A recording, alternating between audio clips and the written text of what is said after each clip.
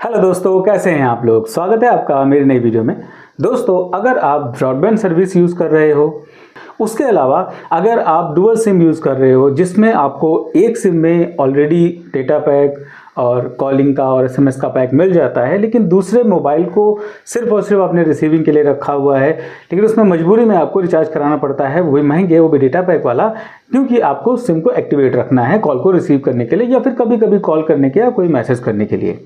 तो अगर ऐसा कुछ आप कर रहे हो तो आज की वीडियो आपके लिए बहुत इंपॉर्टेंट होने वाली है, क्योंकि ट्राई की तरफ से बहुत ही बेहतरीन नियम आ चुके हैं ऐसे लोगों के लिए, ऐसे यूज़र्स के लिए जो कि कीपैड वाले फ़ोन यूज़ करते हैं या फिर जिनको मोबाइल डेटा ज़्यादा यूज़ नहीं करना होता है, जिनको अपने सेकेंडरी सिम को सिर्फ एक्टिवेट रखना है।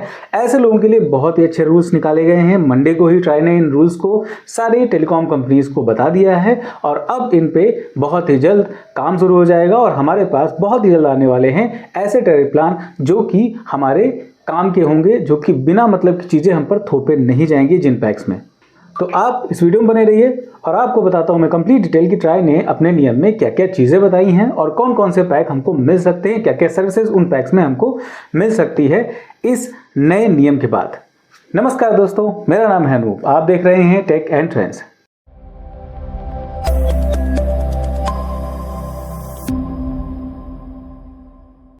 अगर हम रिचार्ज की बात करें, रिचार्ज प्लान्स की बात करें, तो उनमें बहुत ज़्यादा चेंजेस आ चुके हैं। अगर आज से हम 5, 6 साल, 7 साल पहले की रिचार्ज की बात करें और आजकल के रिचार्ज की बात करें तो रीज़न उसके पीछे बहुत सारे हैं। कंपनीज़ ने भी अपनी बहुत सारी दलीलें दी हुई हैं जब से, लेकिन मेनली अगर देखा जाए 4G और 5G सर्विस आ चुकी है उसके बाद से रिचार्ज प्लान्स में बहुत सारे चेंजेस आ चुके हैं।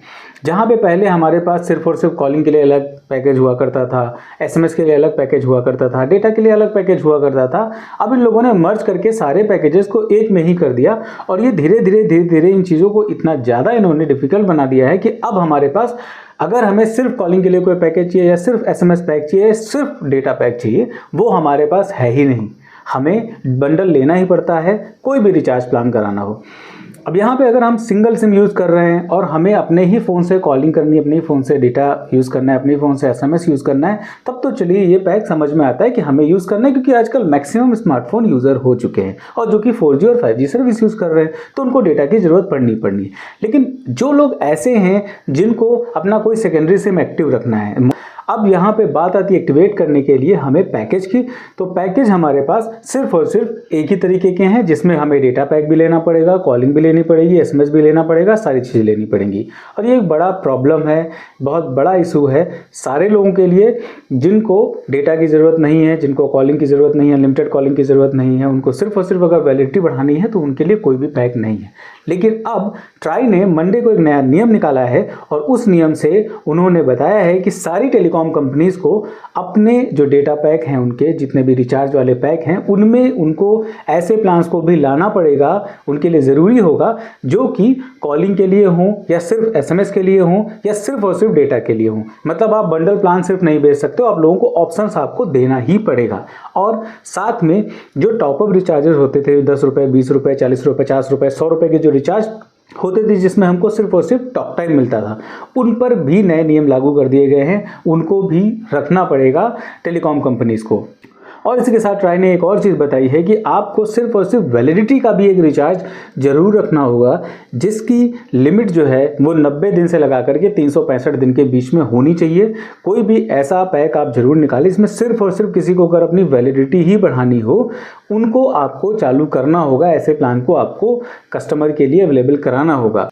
तो अब इसमें कैसे ये काम करेंगे, क्या क्या इसमें चीज़ें हो सकती हैं और किसके लिए फ़ायदेमंद रहेगा, ये मैं आपको बताने की कोशिश करता हूँ। देखिए, जैसा कि आपको पता है कि बहुत से ऐसे लोग हैं जो ग्रामीण इलाकों में रहते हैं और बहुत से ऐसे लोग हैं जो कि कीपैड यूज़ करते हैं फ़ोन को।